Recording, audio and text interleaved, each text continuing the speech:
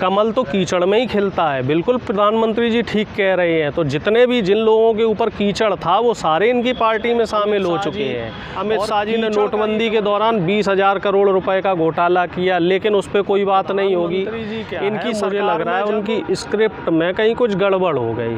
वो बोलना तो चाह रहे थे बीजेपी और कह गए वो कांग्रेस, क्योंकि पिछले 10 साल का रिकॉर्ड देखा जाए तो जिसके लिए ये भ्रष्टाचारी कहते थे, जिन जिन नेताओं को ये बोलते थे, वो नेता इनकी पार्टी में शामिल होते रहे या इनकी पार्टी में रह के भ्रष्टाचार करते रहे। अब इनकी पार्टी के नेताओं की बात की जाए, अमित शाह जी ने नोटबंदी के दौरान 20,000 करोड़ रुपए का घोटाला किया, लेकिन उस पर कोई बात नहीं होगी। इनकी सरकार में जब व्यापम घोटाला हुआ उस पर कोई बात नहीं होगी। गुजरात में तमाम घोटाले हुए उस पर कोई बात नहीं होगी। येदियुरप्पा इनकी सरकार में सीएम रहे, हज़ारों करोड़ का उनके ऊपर घोटाला रहा, लेकिन उस पर कोई चर्चा नहीं होगी।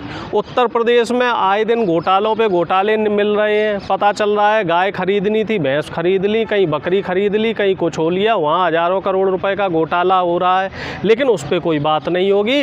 बात किस पे होगी? बात होगी पुरानी कांग्रेस की। ये पुरानी बातें लेके बैठ जाते हैं। अब ये लोग ये भूल चुके हैं कि आप साहब सत्ता में हो तो जवाबदेही आपकी है। और जिस भ्रष्टाचार की आप बात कर रहे हो, और ज़्यादा पुरानी बात तो है नहीं, अभी मध्य प्रदेश में इन्होंने रैली की और 2 दिन बाद इन्होंने जिन लोगों को इनने सीबीआई के जो डंडे दिखाए थे, चाहे वो अजीत पवार साहब हों, चाहे वो छगन भुजबल साहब हों, चाहे वो प्रफुल्ल पटेल साहब हों, ऐसे 9 लोगों को इन्होंने मंत्री बनाया है महाराष्ट्र की सरकार में, जिन पे भ्रष्टाचार के आरोप है। और 17,000 करोड़ रुपए के भ्रष्टाचार के आरोप बीजेपी ने लगाए हैं। हमारी पार्टी से हेमंत विश्व शर्मा को चुरा ले गए, कह रहे थे, अमित शाह जी कहते थे सबसे बड़े भ्रष्टाचारी है, इनकी पार्टी में पहुंच गए, असम के सीएम बन गए। हमारी पार्टी से ये लोग साहब जितिन प्रसाद जी को ले गए, यूपी में अभी पीडब्ल्यूडी मिनिस्टर हैं। आरपीएन सिंह को ले गए, जिनके ऊपर भ्रष्टाचार के आरोप थे, वो भी जो है अभी सरकार में सत्ता की मलाई ले रहे हैं। ज्योतिरादित्य सिंधिया जी को ले गए, वो भी अभी सत्ता की मलाई खा रहे हैं। एकनाथ शिंदे को ये लेके गए शिवसेना से, एकनाथ शिंदे जी के ऊपर करप्शन के तमाम चार्जेस हैं, और तमाम एक लंबी लिस्ट है, लंबी फहरिस्त है। कुल मिला जुला के साहब कहानी सिर्फ़ और सिर्फ इतनी है कि आप अगर करो तो शिष्टाचार, और कोई विदेशी करे तो विपक्षी पार्टी का कोई नेता कुछ करता है तो उसे वो भ्रष्टाचार की श्रेणी में ले आते हैं। और ईडी और सीबीआई की अगर हम बात करें तो इनके जो आंकड़े हैं ईडी और सीबीआई के, वो 2% तक है। सिर्फ 2% केसेस में अगर 100 लोगों पे इन्होंने ईडी सीबीआई के छापे मारे हैं तो 100 में से सिर्फ 2 लोगों पे आरोप सिद्ध हो पाए। आप समझ लीजिए कि किस तरीके से सरकारी मशीनरी का दुरुपयोग बीजेपी द्वारा किया जा रहा है।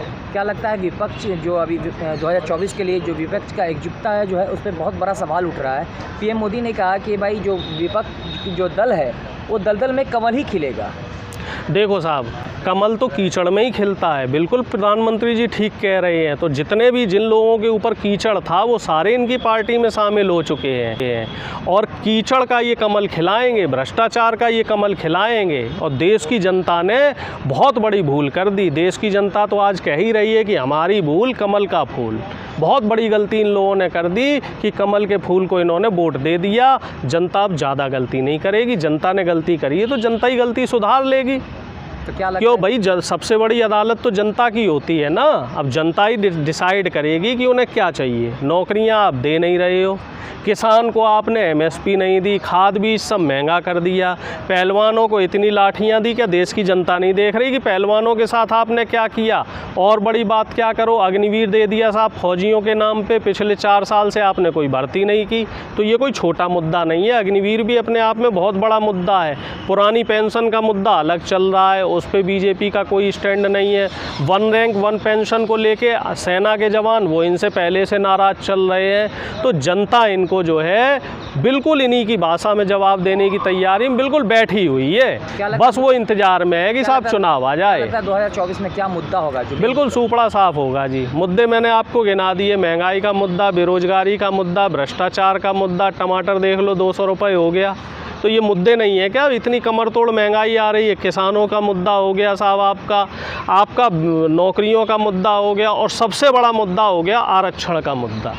आरक्षण पे सरकार जो है पूरी तरीके से घुरी हुई है। जहाँ जहाँ हमारी सरकार थी हम लोगों ने आरक्षण ओबीसी का 27% किया था, इन लोगों ने फिर से घटा के 14% कर दिया।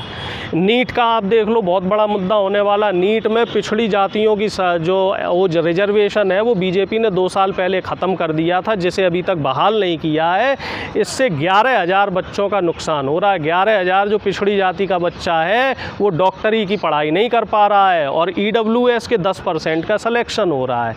तो एक जो जातीय भेदभाव है ये भी एक बहुत बड़ा मुद्दा बन के आएगा कि मोदी जी किस तरीके से अपने आप को जो है ओबीसी का बोलते हैं और ओबीसी के अधिकारों को जो है हनन कर रहे हैं। कहा जाता है कि मोदी जी का नाम ही काफ़ी है, उनका फेस ही काफ़ी है, लेकिन क्या लगता है विपक्षी की तरफ से उनको टक्कर देने के लिए देखो साहब, ऐसा है जी, मोदी जी का अगर नाम काफ़ी होता तो कर्नाटक में उनकी सरकार बनती। मोदी जी का नाम काफ़ी होता तो हिमाचल प्रदेश में उनकी सरकार बनती। काठ की हांडी एक बार चढ़ती है, जनता ने 2 बार चढ़ा दी। जनता को आप ज़्यादा बेवकूफ़ नहीं बना सकते। इनकी कारगुजारियाँ निकल के सामने आ रही हैं। जनता सब समझ रही है कि ये झूठा और बिल्कुल ही जो है पाखंडी व्यक्ति है। जो बात ये बोलते हैं वो बात तो ये करते ही नहीं है। अगर ये बोल देंगे महिला सम्मान, इन्होंने बोला था ना लाल किले से महिला सम्मान, और देखो बिल्किस बानो के जो अपराधी थे उनको ना सिर्फ जेल से बरी करवाया बल्कि उनका फूल मालाओं से स्वागत करवाया। इन्होंने मध्य प्रदेश में जाके बोला भ्रष्टाचार और भ्रष्टाचारियों को 2 दिन बाद ही शामिल कर लिया। मोदी जी जिस बात को बोले समझ लो उसका उलट ही होना है। मोदी जी ने बोला कि साहब 1000 का नोट बंद होगा, 2000 का नोट आएगा। देखो जी 6 साल पीछे क्या हो गया, अब 2000 का नोट इन्हें बंद करना पड़ा। कह रहे थे साहब आतंकवाद और भ्रष्टाचार की कमर टूट जाएगी। कमर टूट रही थी तो ये 2000 का नोट क्यों बंद किया? बल्कि भ्रष्टाचार बढ़ गया, कई गुना बढ़ गया। बैंक में पैसे नहीं थे। तो मोदी जी जो है भ्रष्टाचारियों के सरगना है। मोदी जी जो है बड़े बड़े पूंजीपतियों के मित्र हैं और सिर्फ उन्हीं के लिए काम कर रहे हैं। जनता कह रही है कि पीएम मोदी किसी सभा को संबोधित करने के लिए प्रकट होंगे और कह देंगे कि मित्रों ये मेरा आखिरी चुनाव होगा और मुझे पीएम बनना है, मुझे बनाइए, तो जनता जिता देगी। जनता साहब इनके चक्कर में नहीं पड़नी। जनता ने इनके चक्कर में जो है अपने 10 साल ख़राब कर लिए। 10 साल में हमारा देश कितने पीछे चला गया। 9 साल बेमिसाल। 10 साल में हमारा देश कितने पीछे चला गया। अरे जनता बोलती ना बेमिसाल, आपको बोलने की क्या ज़रूरत पड़ गई।